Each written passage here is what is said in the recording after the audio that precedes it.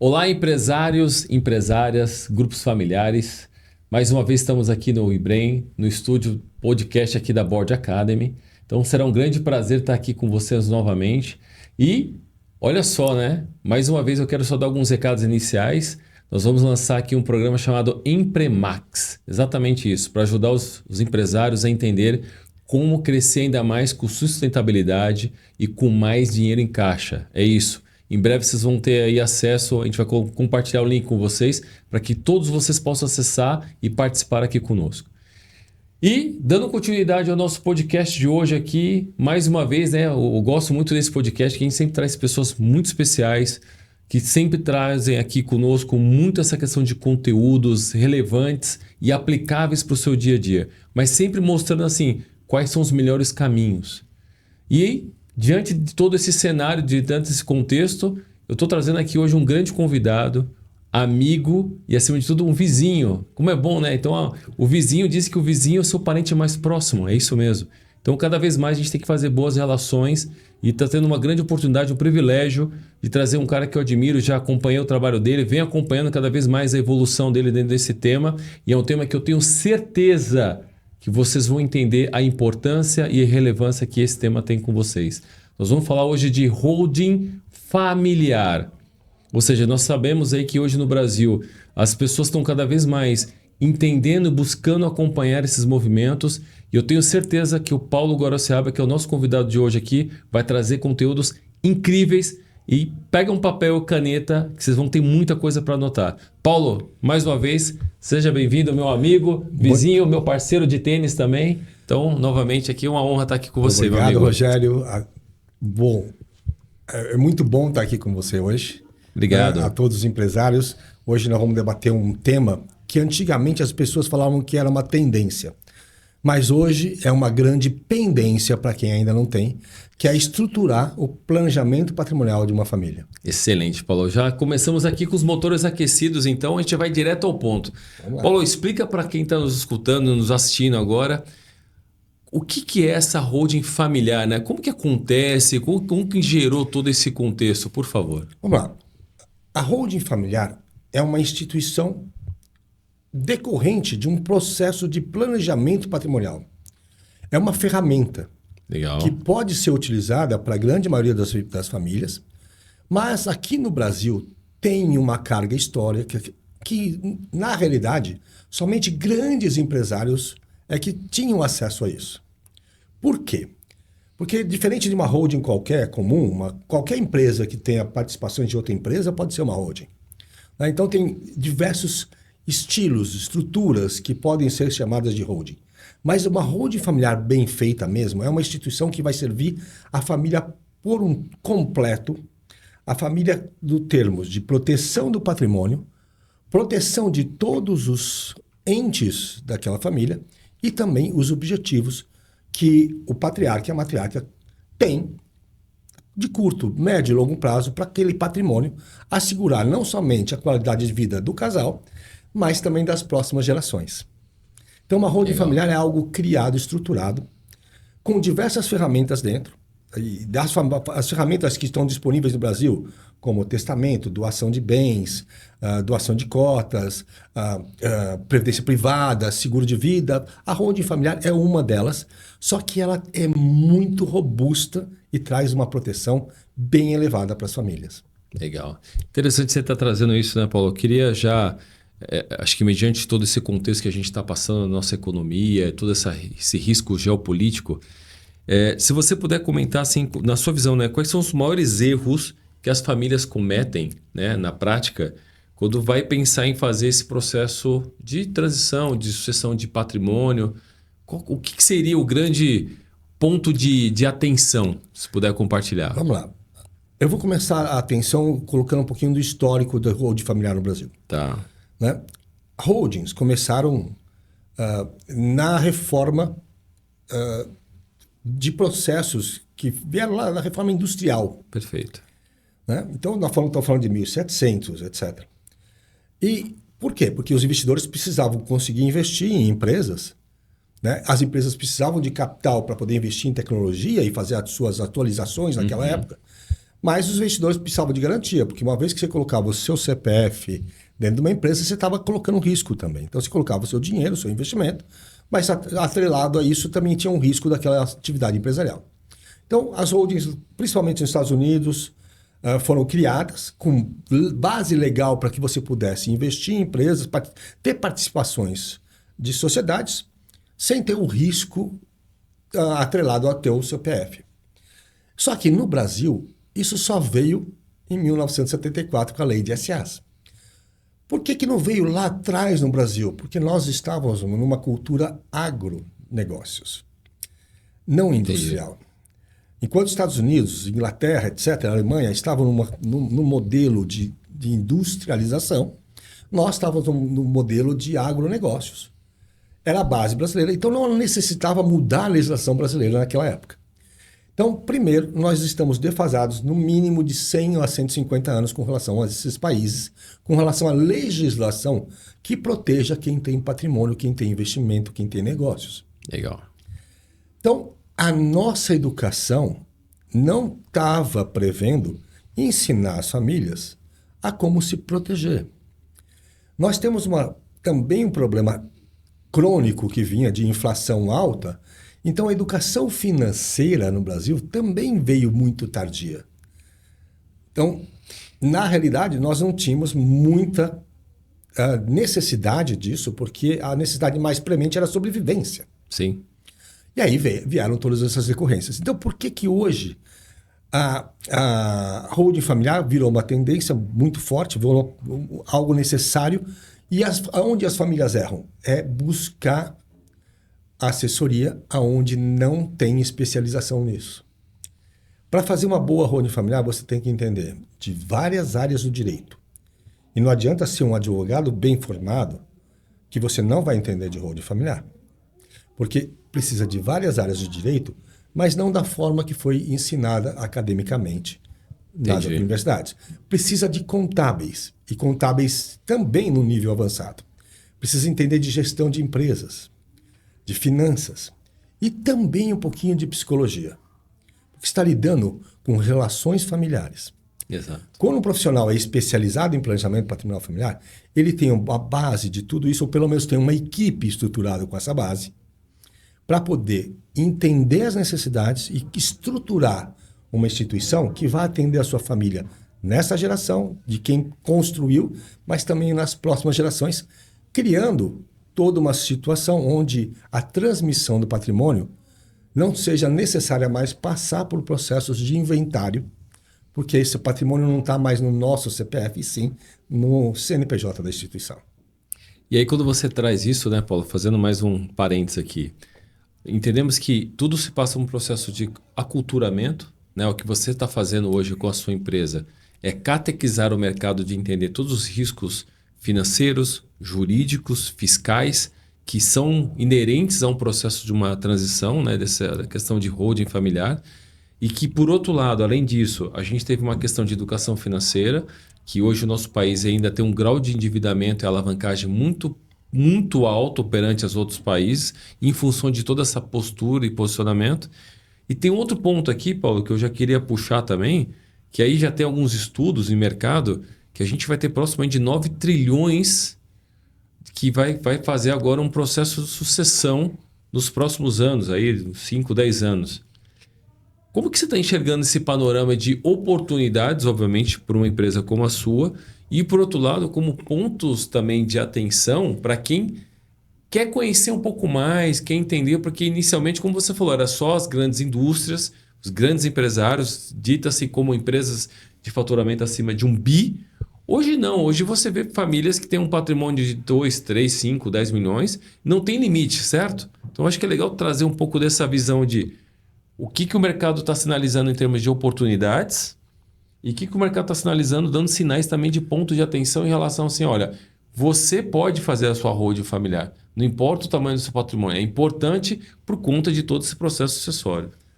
Olha, Rogério, é impressionante o momento que nós estamos. Nós estamos exatamente num turning point. Vai ter uma mudança muito grande. E o que tem contribuído com isso? Tem contribuído com isso também todo o processo de pandemia que alertou para a vulnerabilidade das nossas vidas, né? Tem a ver com isso também toda a mudança governamental, mudando toda a forma de controle e registro do patrimônio, né? Poucos ainda sabem que já está vigente no Brasil um cadastro nacional de matrículas, CNM. Esse cadastro nacional de matrículas é o CPF dos imóveis. A partir de agora, todos os imóveis vão ter um número único. E através desse número único vão ser controlados e vão ser monitorados tanto propriedade quanto uso. Então as pessoas que imaginam... Para quem está locando também... As pessoas que imaginam que vão continuar conseguindo fazer locação, combinando com locador entre locador e locatário. Olha, não vamos declarar isso, aquilo.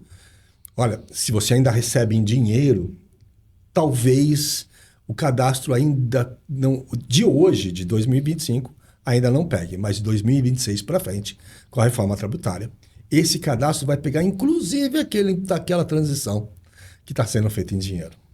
Mesmo que não esteja no radar financeiro, através das instituições, através de PIX, TED, etc., vai pegar. Então, nós estamos num momento de mudança de conceitos, mudança de valores. E é claro, né, nós não estamos aqui fazendo apologia nem a governo, nem a sonegações. Pelo contrário.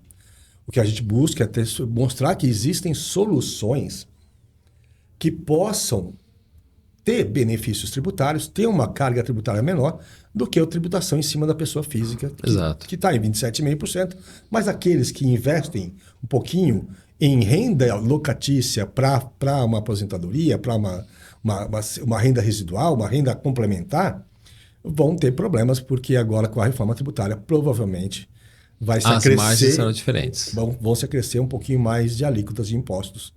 E se fala em 36,9%, que é um índice bem alto. E aí, dentro dessas características, né, Paulo, o que você, para os seus clientes, né, quais seriam as contramedidas que você, como especialista de holding, começa a pensar? O que pode ser feito aí dentro desse processo? O que você recomendaria? Primeiro, uma mudança de mentalidade, mindset. Nós fomos colonizados por uma cultura portuguesa. Na cultura portuguesa, diferente do resto do mundo, né, não se tributa herança, que é o imposto do selo.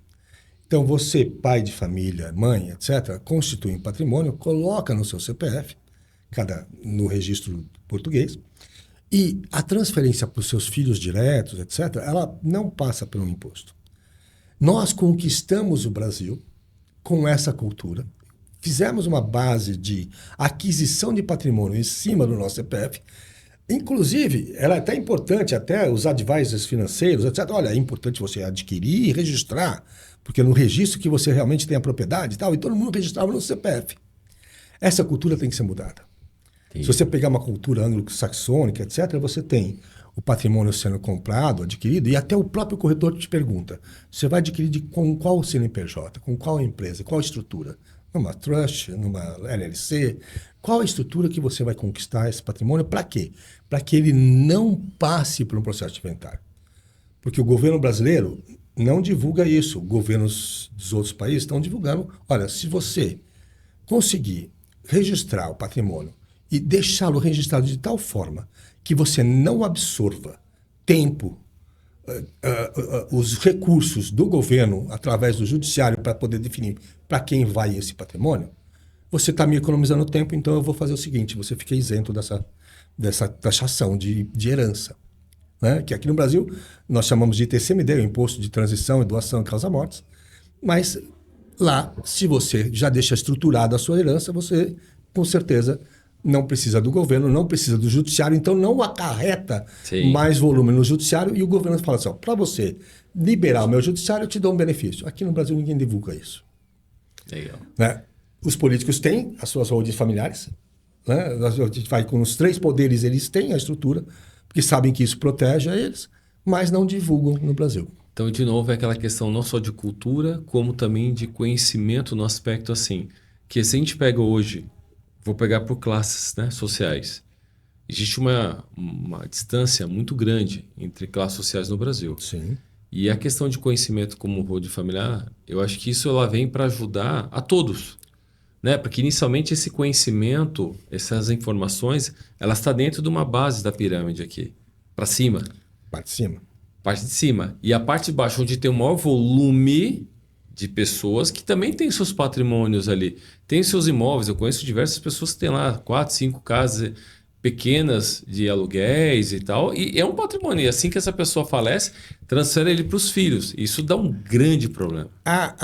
Nós no Brasil temos uma perda patrimonial muito grande de geração em geração. Né? As empresas no Brasil têm um índice de mortalidade muito grande. Então, quando sobrevivem à primeira geração, no Brasil, historicamente e estatisticamente, é comprovado que não sobrevivem à mudança para a segunda ou para a terceira. Não somente por causa de custo, mas também por falta de preparo. Sim. Então, você manter uma empresa, conquistar um patrimônio, manter esse patrimônio no seu CPF, quando você se for, tanto o seu cônjuge quanto os seus herdeiros vão ter que despender um certo dinheiro para continuar com aquilo.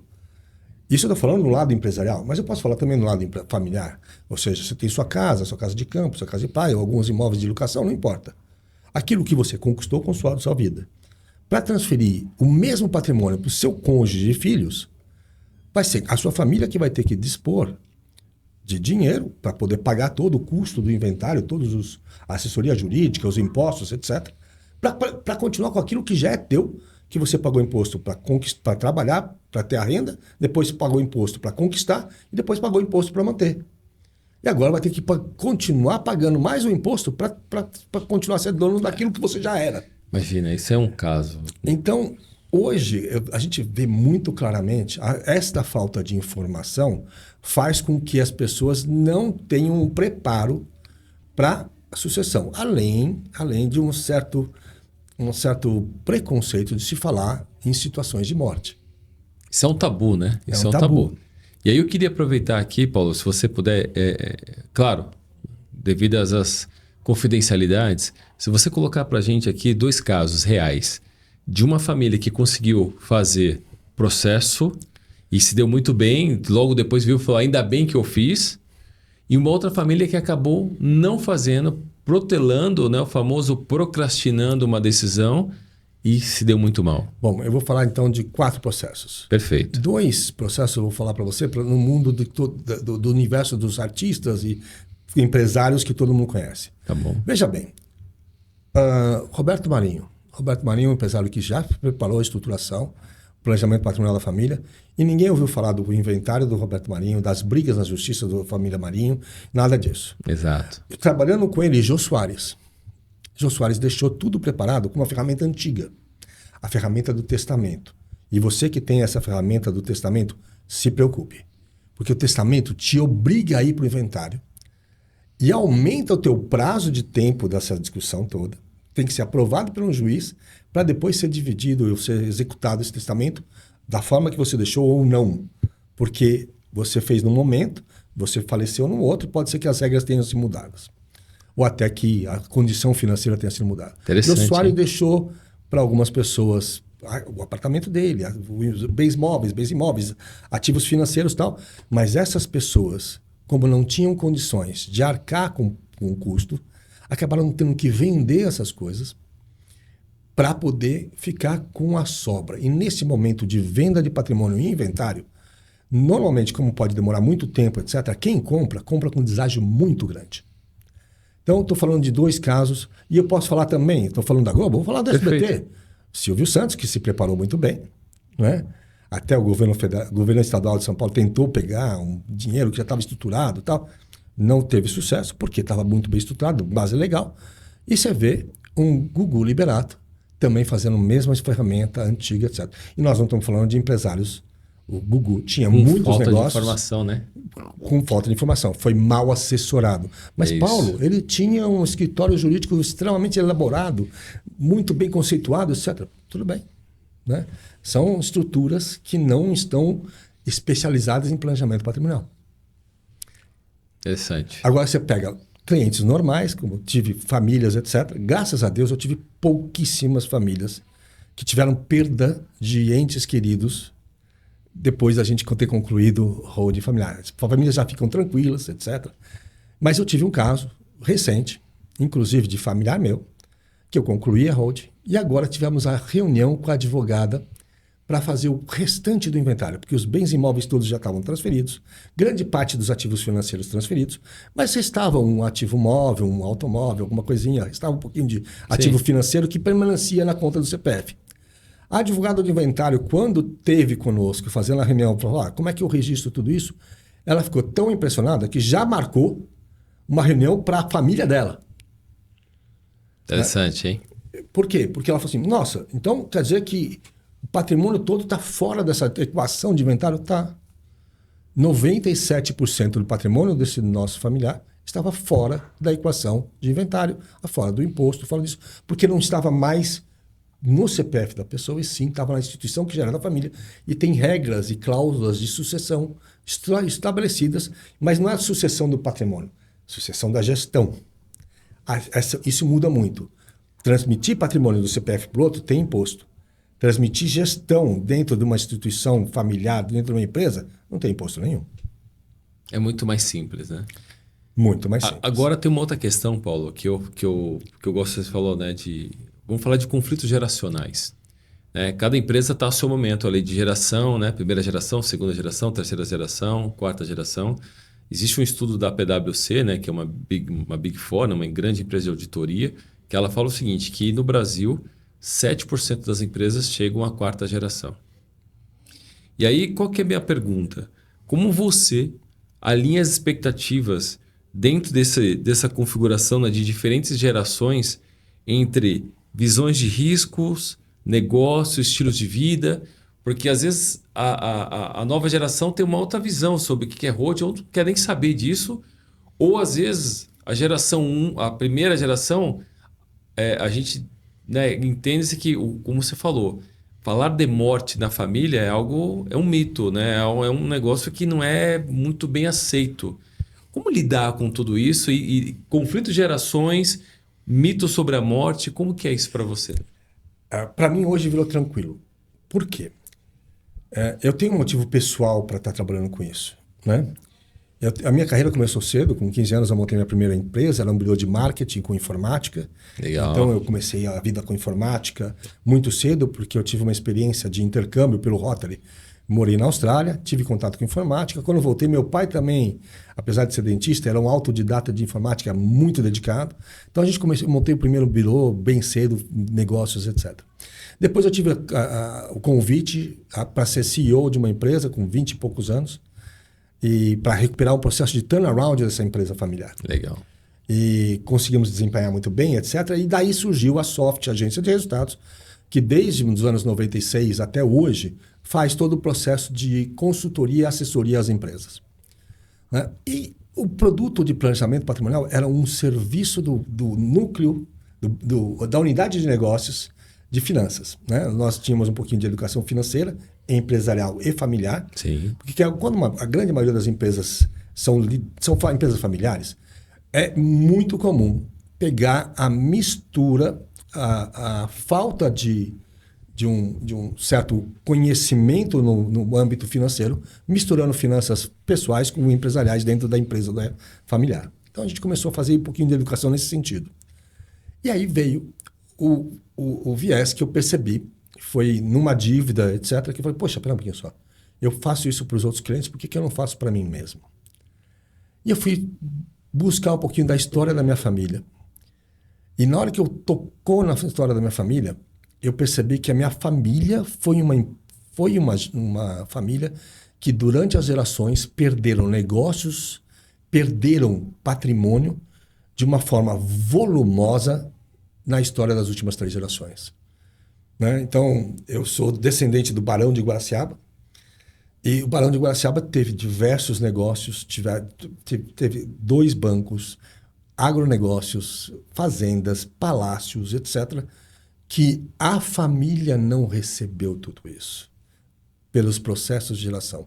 Meu avô faleceu cedo, meu pai, com 8 irmãos, era o homem mais velho, com 14 para 15 anos. Nossa. E minha avó perdeu tudo nesse processo de inventário e herança. E eu estou falando de patrimônios expressivos, fazendas enormes, etc. Então, a minha família teve grandes conquistas e grandes perdas em cada geração. Eu vi e falei assim, para em mim. Já que eu tive o privilégio de ter o conhecimento, tive o privilégio de conseguir estudar em boas escolas devido ao esforço e o suor do meu pai e da minha mãe. Sou afortunado pela família que eu nasci, porque eles não me deram patrimônio, mas me deram muita educação. Eu fui aprofundar e me especializar não só em finanças, em marketing, em negócios que eu já tinha, mas também em planejamento patrimonial familiar. E sucessório também.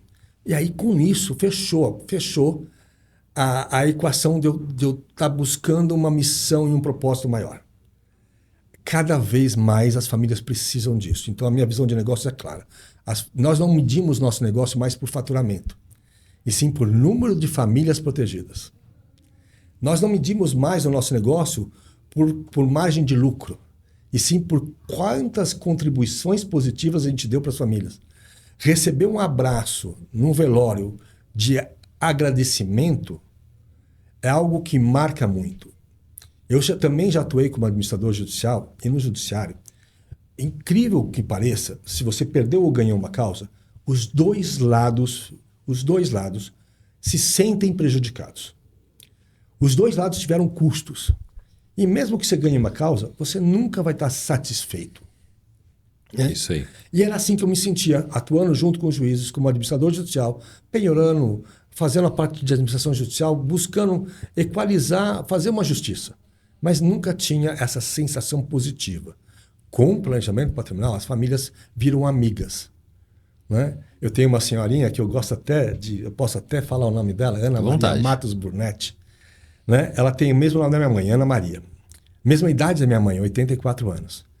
Uma senhora que, olha, eu tenho gosto de atender cada telefonema que ela me faz, porque ela me pergunta, eu vou comprar um imóvel, onde eu registro, como é que eu pago, eu vou reformar um imóvel, como eu faço? A gente tem gosto de atender, porque ela virou família.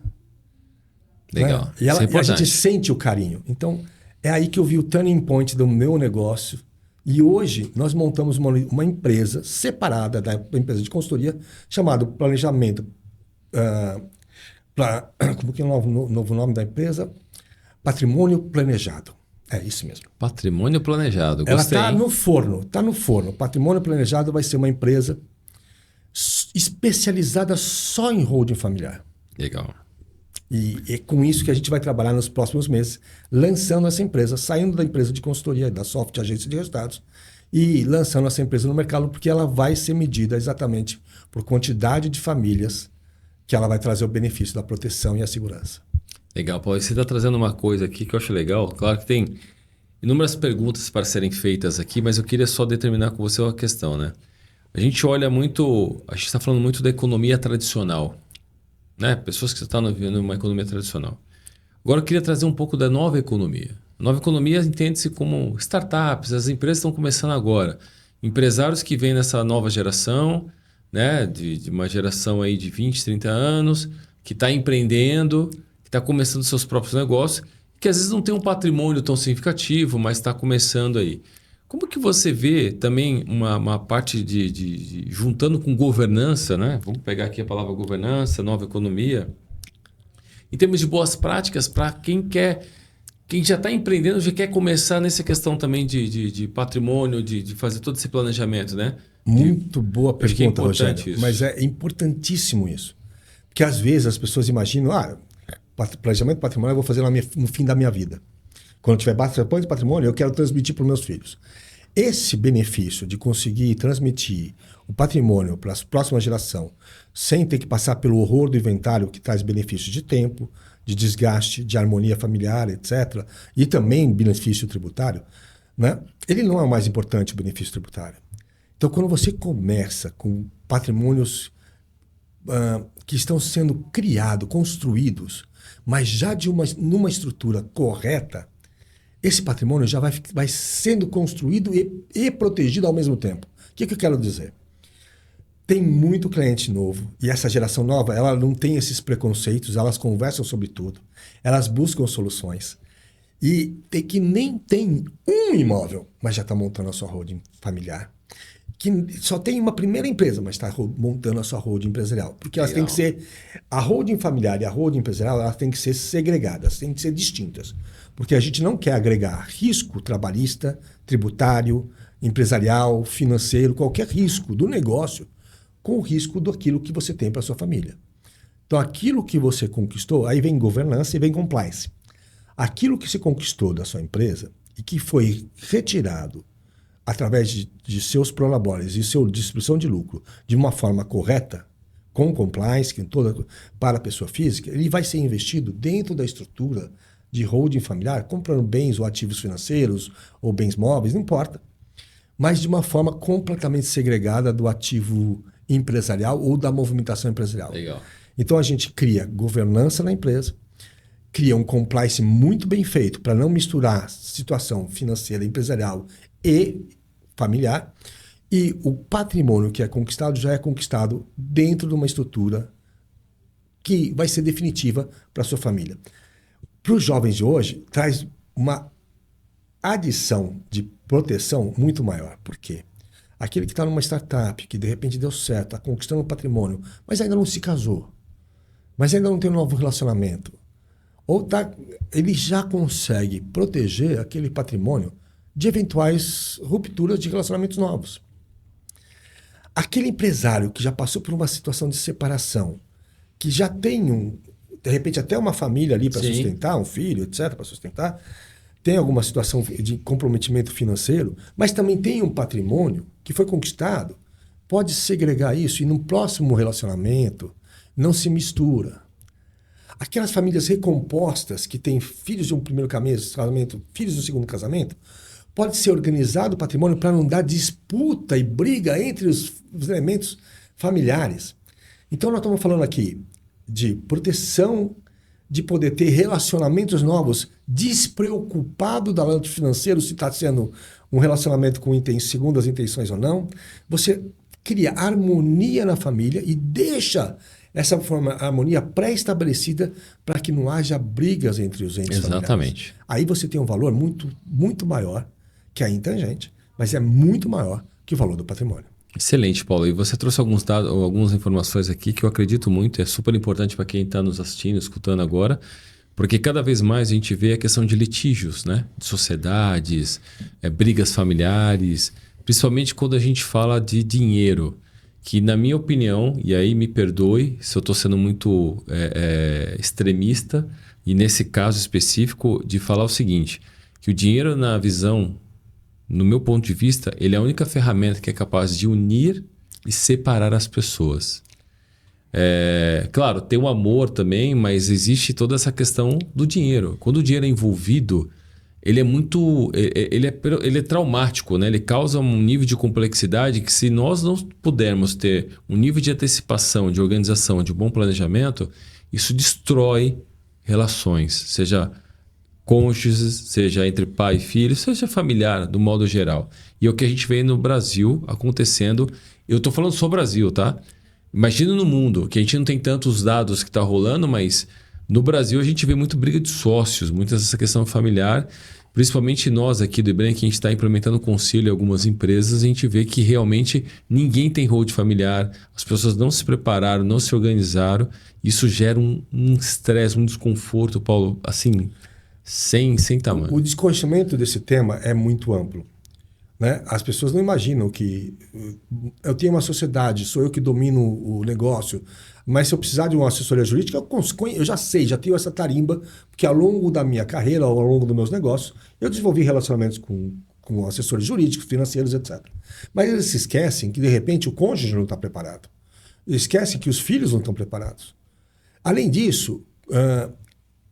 como você também não preparou a sua próxima geração, não preparou ninguém, fica sujeito a orientações, às vezes até um pouco dúbias, né? O mesmo advogado que preparou a família, o Gugu Liberato, para fazer um testamento, é o que está defendendo uma parte da família. Só que essa briga já levou um percentual elevado do patrimônio deles embora. Então, quando a gente pega famílias que têm coisas preparadas, você até tinha me perguntado antes, dá um exemplo de uma família que não deu certo. Eu tenho um exemplo muito forte. Uma família que veio, fez um diagnóstico, e a gente divide o nosso processo em primeiro fazer um diagnóstico. Isso é legal. Eu acho que é legal para quem está escutando como que funciona na prática, Perfeito. Né, Paulo? Vamos lá. Se você quer identificar um bom planejamento patrimonial, faz um teste. Pergunta quanto vai ser. Doutor, eu tenho esse patrimônio, quanto ficaria minha holding? Se ele responder, fuja. Porque ele não está preocupado com a tua família, está preocupado com o tamanho do teu holding, tamanho do teu patrimônio para poder cobrar. Se você não fizer primeiro um bom diagnóstico, entendendo como é a composição da família, como é que é o relacionamento da família, como são as relações entre cada um dos casados, ou seja, qual é o seu regime de casamento, como é o relacionamento. Tá, existe ou não existe possibilidade de uma ruptura num casamento de qualquer elemento da sua família? Se não começar, pelo menos, procurando entender a tua família, para depois entender no teu patrimônio como é que ele foi conquistado, qual é o objetivo que você tem para cada um desses patrimônios. E depois, qual é o teu objetivo a curto, médio e longo prazo para a geração de renda para você, para o seu cônjuge, para a sua aposentadoria, a sua necessidade, de repente, de precisar ou não ter uma venda de um ativo financeiro ou de um patrimônio para uma eventualidade no futuro. Sim. Se ele não entender isso, para depois desenhar uma estrutura para você e você escolher qual estrutura você vai querer implementar, ele está sendo, no mínimo, tendencioso a estar protegendo simplesmente o patrimônio e não a família. Então, primeiro item é os profissionais ou os escritórios que vão atender todo aquele fruto do seu trabalho da vida inteira que está na mão dele, é um cirurgião cardíaco, está pegando o teu coração na mão. Literalmente. Então, é claro, você não vai olhar o diploma dele na parede. Eu não olhei para o meu cirurgião cardíaco depois da Covid se ele tinha diploma ou não mesmo, porque eu estava até inconsciente no hospital. Mas minha família escolheu uma pessoa com referência, uma pessoa que entende disso. Mas a preocupação toda tem que existir. Então, você vai buscar um profissional que tenha, no mínimo, um bom diagnóstico.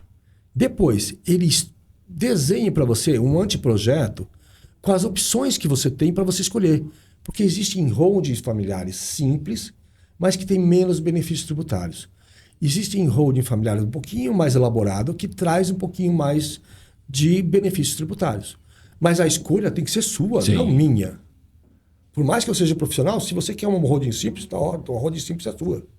Tem proteção, tem clientes que precisam de uma proteção mais elevada, principalmente empresários que têm atividade com um pouquinho mais de risco. Né? O dono de uma construtora, o dono de um negócio, uma transportadora, né? Transportadora de petróleo. Pô, pelo amor de Deus, o risco existe ali, é iminente.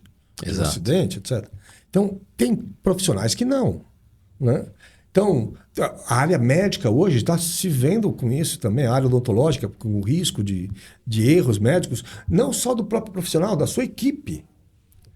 Então, você tem que começar a analisar tudo isso para falar, está aqui o modelo, esse dá mais proteção, esse dá um pouquinho menos, mas ambos atingem o seu objetivo, porque você não vai desenhar um modelo que não atinge aqueles objetivos que foram traçados. Apresenta isso, a família escolhe, depois você implementa e entrega a chave na mão para essa pessoa.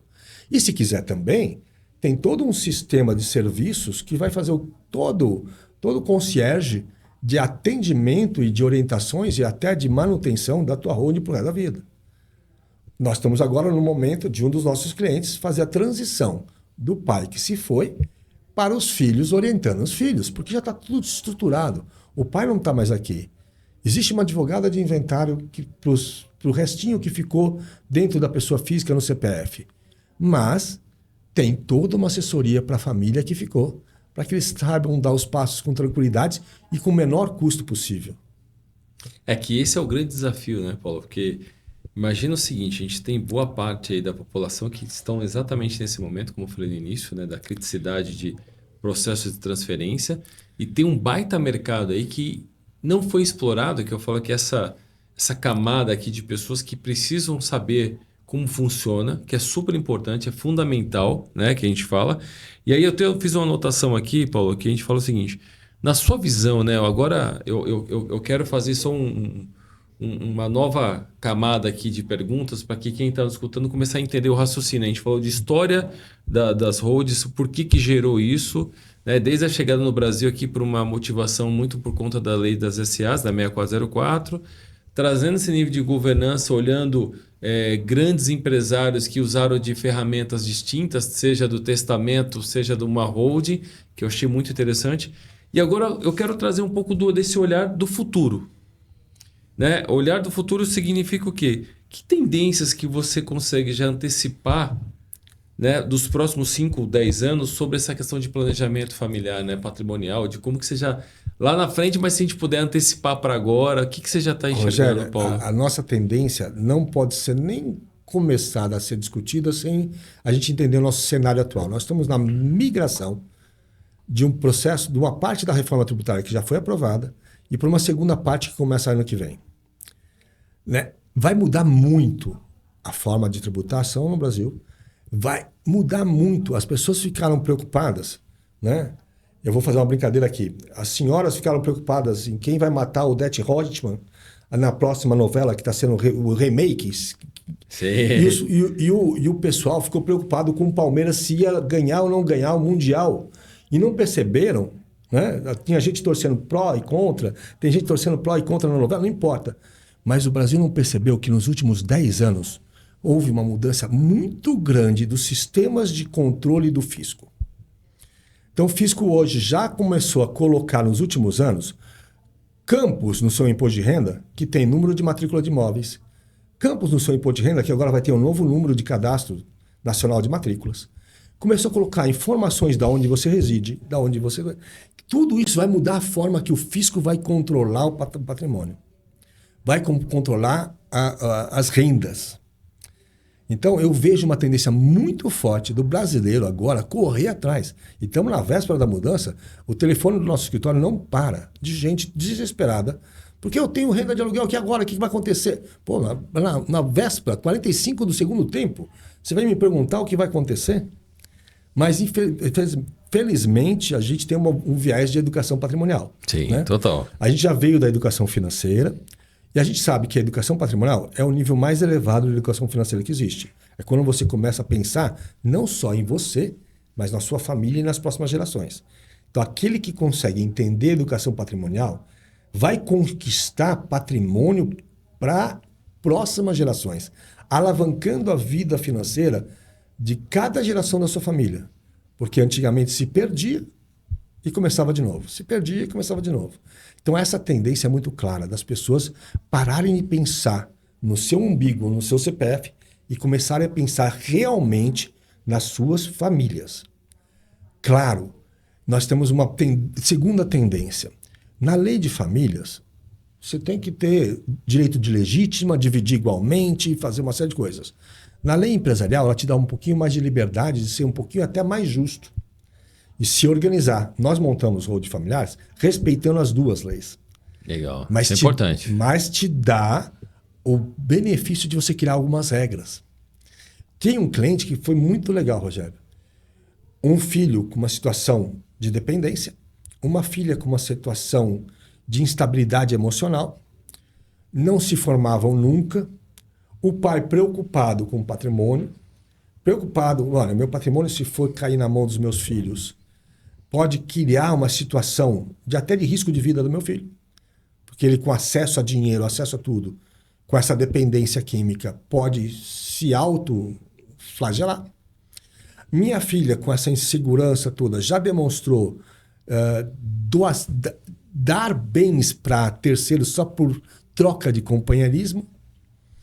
Né? Então, ele falou assim, eu preciso criar algum estímulo para que eles possam receber esse patrimônio que eu estou colocando aqui, mas de uma forma melhor. Então, foi instituída uma regra que há uma necessidade de formação, há necessidade de uma formação de familiar, para que eles iam gradativamente, à medida que eles comprovem que eles evoluíram, eles vão tendo mais acesso a recursos, mais acesso a todo o patrimônio que o pai e a mãe estavam deixando para eles. Legal. Então, você pode criar uma série de regras no mundo, estou falando no mundo familiar, no mundo empresarial, a mesma coisa.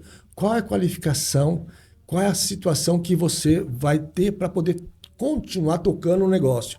É que envolve até acordo de sócios, né? Que a gente fala também, tudo isso. E aí tem o lado mais bonito, que é, nossa, eu tenho um filho que é um artista, tenho um filho que está se desenvolvendo na área de administração. Cara, quando você organiza a sua empresa de tal forma que há uma justiça entre a remuneração por trabalho e a remuneração por ter participação societária ou o direito hereditário dessas participações societárias, faz com que não haja briga mais. Ou seja, aquele filho que quer continuar sendo artista vai ter os seus recursos, proporcional ao patrimônio e Que é o não ao caso trabalho. do Moreira Salles, vamos pegar aí, né? Que tá ali dentro da estrutura de uma holding que, para mim, é um grande exemplo, que é a holding do Banco Itaú, do Itaúsa, né? Que já vem de anos e que hoje ele se estrutura exatamente do que você está trazendo, né? Que é uma lição de vida para todo mundo que está começando, que está entrando, que eu acho que é exatamente isso que você tá colocando. Não importa o grau, e sim a competência que cada um vai estar assumindo ali para você ter esses papéis e responsabilidades bem definidos, né? Eventualmente, se alguém não quiser participar ativamente, porque não é a tua vocação, tudo bem, você vai ter resultado do patrimônio, vai ter o seu rendimento, vai ter a tua participação assegurada de uma forma tranquila e justa. Legal. Você vê que é um tema, de novo, né, gente? Eu falei no início que é um tema super complexo, mas ao mesmo tempo ele é simples. Ele cabe aqui, acho que a todos nós, acho que uma questão de atitude, de antecipação, né? De você entender, sentar com a família, com o cônjuge, com os filhos, né? Com quem está ali, né? Sendo, vamos chamar assim, de uma possível contemplação sobre o seu patrimônio. Então é algo que é importante ter essa postura de olhar o futuro.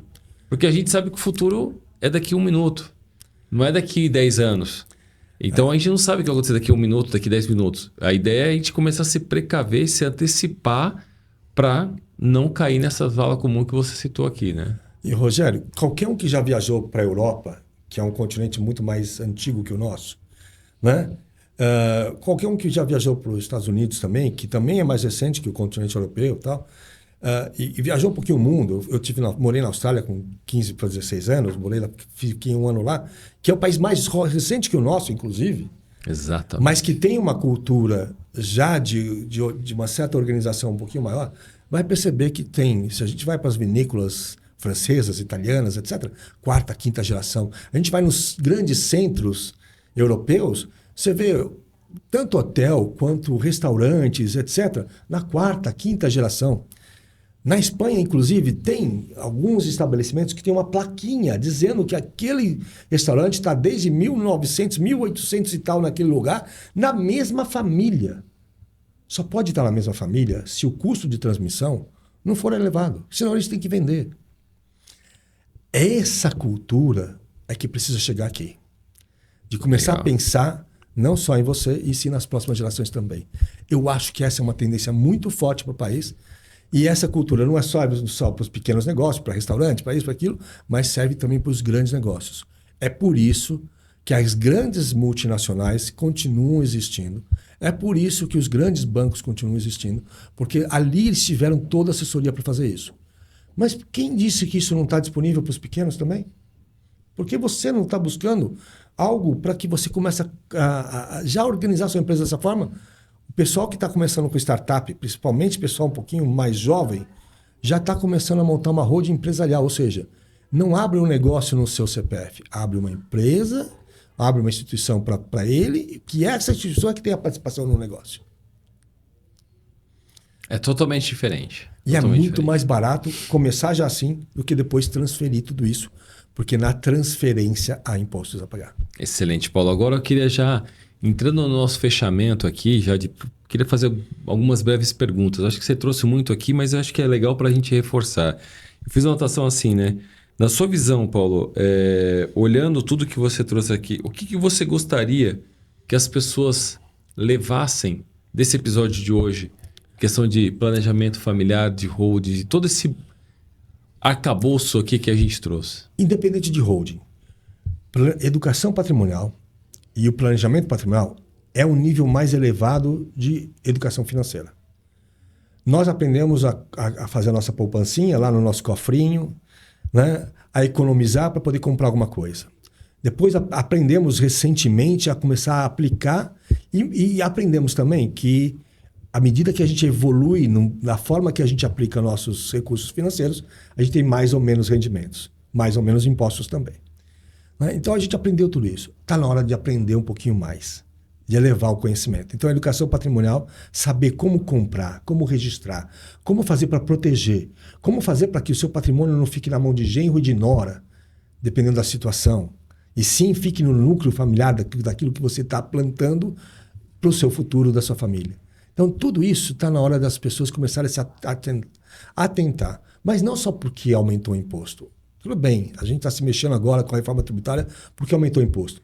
Mas imagina aumentar a segurança e a tranquilidade do teu cônjuge, para que ele não passe por situações delicadas, né? Dos seus filhos, das próximas gerações, até dos netos, dos bisnetos, etc. Então, esse é o primeiro ponto. Legal. Pensar que educação patrimonial não é uma holding. A holding é uma ferramenta dentro do planejamento patrimonial. O que você tem que pensar é, procure um especialista em planejamento patrimonial, se cerque de pessoas que não estão interessadas em quanto é o tamanho do seu patrimônio, e sim entender a tua família por completo, né? Que faça uma sessão de diagnóstico bem feito, um anteprojeto bem feito e construa, né, um projeto arquitetônico para a estrutura da sua holding familiar ou do seu planejamento patrimonial. E o segundo ponto que eu vejo que é também muito importante, né? Não acredite naqueles profissionais que são muito pró-fisco. Se você encontra no mercado profissionais que ficam defendendo o fisco, falando mal de outras estruturas, de outros profissionais, ele não deve ser um profissional muito qualificado para proteger a tua família. Porque, infelizmente, existem bons advogados, existem bons contadores, como bons administradores, bons psicólogos, que todos eles podem trabalhar no processo de holding familiar de planejamento patrimonial. Mas existem aqueles que não, aqueles que estão procurando mais o próprio bolso, criticar os outros em vez de ser, porque tem muita fake news no mercado. Tem fake news falando que a holding vai terminar, tem fake news falando que que tem um imóvel só, vai ter que pagar muito imposto ano que vem, não é verdade. Então tem muita fake news nesse negócio e tem muita gente fazendo dessas fake news muita informação distorcida, criando um pouquinho de medo para depois criando a dificuldade para vender a facilidade. Procure naqueles que estão trazendo um pouquinho de educação patrimonial para você. Tem muitos profissionais hoje, Rogério, que estão dedicando uma parte do tempo para fazer vídeos orientativos, para fazer palestras, fazer orientação. Então, esses profissionais devem ser os que vão ajudar as famílias brasileiras. Que vão perpetuar nos próximos anos também, porque eu acredito muito nisso também, né, Paulo? A forma que você se posiciona hoje é o que vai te posicionar lá para o futuro. Tem uma frase, né, pegando um pouco do gancho que você trouxe aí do nosso Faria Souza, que é o CEO da Board Academy. Ele falou o seguinte: não existem novos erros. Existem pessoas exercitando os mesmos erros de sempre. Então a gente tem que aprender, infelizmente, com os erros do passado, gente. Tem muita gente que já errou, como você citou aqui, vários casos emblemáticos que estão aí divulgados na mídia para que a gente não possa cometer no nosso dia a dia. Ou seja, é questão aí de uma nova postura, uma nova blindagem mental para que você possa olhar o futuro diferente e não só olhando para você, mas para quem vai ficar aqui, seja seus filhos, sua esposa, esposo, não importa, que é isso que a gente quer colocar aqui. E palavras finais, Paulo, como que as pessoas possam te acessar, né? Eu acho que você trouxe aqui, sem sombra de dúvidas, conteúdos que, se a gente puder, a gente vai ficar aqui um dia falando, mas acho que é importante dar oportunidade também para as pessoas que queiram conhecer, além do que a gente colocou aqui, nessas pílulas de conhecimento, como que a gente encontra o Paulo Guaraciaba nas redes. Coloca aqui, depois a gente vai poder colocar o link aqui também para as pessoas acessarem, né? Nos últimos anos, eu também resolvi me dedicar a não somente atender nossos clientes, mas também produzir conteúdo gratuito nas redes sociais. Legal. Então, eu tenho um canal chamado no Instagram, @paulohenriqueguaraciaba, onde eu coloco um pouquinho de pílulas de conhecimento sobre holding familiar, sobre planejamento patrimonial, sobre os impostos, a transmissão, legal, etc., como se proteger. Então é @paulohenriqueguaraciaba. Esse mesmo @ está no YouTube, no Instagram, no TikTok, nas redes sociais. Perfeito. Né? Nós temos também agora o Patrimônio Planejado, que vai ser a nova rede social, @patrimônio planejado. Perfeito. Que também vai estar no YouTube, no Instagram, produzindo cada vez mais conteúdos. Já vamos botar o link aqui já, tá, gente? Com recorrência, a gente tem toda semana uma live às 8 horas da manhã, nas quinta-feiras, falando sobre holding em casa, como é que a gente desmistifica isso. Legal, né? Isso é importante. Eu participo também do Holding Connection, que é um grupo dos 20 maiores escritórios de holding no país, que traz bastante conteúdo toda semana, né? E uma vez por mês eu estou nessa bancada fazendo também lives sobre isso. E participo de um time chamado Time Hold Brasil, que são mais de 5 mil profissionais que já passaram por essas aulas e todos os cursos que estão lá desenvolvendo no time. E dentro desse time tem um núcleo dos diamantes e dos super diamantes, que são os maiores escritórios de holding familiar no país. Legal. E lá nós criamos um mastermind e toda semana nós nos encontramos e discutimos o futuro, discutimos base legal, discutimos uma série de coisas para que todos esses escritórios elevem o seu nível de serviço e também fiquem sempre up to date, porque mudanças contábeis, mudanças base legal, fiscais, tributárias, etc., ocorrem todo dia. Então, a gente conseguiu uma metodologia onde todos estamos ali discutindo dioturnamente sobre isso e nos encontramos e trocamos conhecimento entre os escritórios de uma forma muito colaborativa. Por exemplo, eu fazendo parte do mastermind desse, custa caro, é um investimento muito válido, porque eu estou ali levando uma contribuição. Só que eu saio com mais 30 contribuições que cada escritório levou para lá. Então é obrigado você levar uma contribuição de evolução de conhecimento ou de práticas, que você também vai sair com todo mundo que entregou ali uma contribuição de prática com 30 conhecimentos. Isso faz com que todos esses escritórios do Time Hold Brasil tenham uma evolução muito mais rápida do que os demais. Então, para mim, fez todo sentido participar disso e a gente traz esses conhecimentos também para o público através das redes sociais. Excelente, Paulo. Muito obrigado mais uma vez. É uma honra estar aqui com você, dividindo esse espaço. É um prazer estar com você. Eu acho que você conseguiu contribuir muito do que a gente acredita aqui, de levar conhecimento, levar essa prática de governança, de como que a gente pode, de fato, apoiar os empresários, os grupos familiares, as famílias a terem uma perpetuidade. E você aí, mais uma vez, eu quero agradecer aqui por estar nos escutando, nos assistindo. É sempre uma honra ter vocês conosco. E segue a gente aqui, vai sempre ter conteúdos espetaculares para que todos vocês possam ter acesso. E, de novo, a aplicabilidade é genuína e intencional. Mais uma vez, muito obrigado e até breve.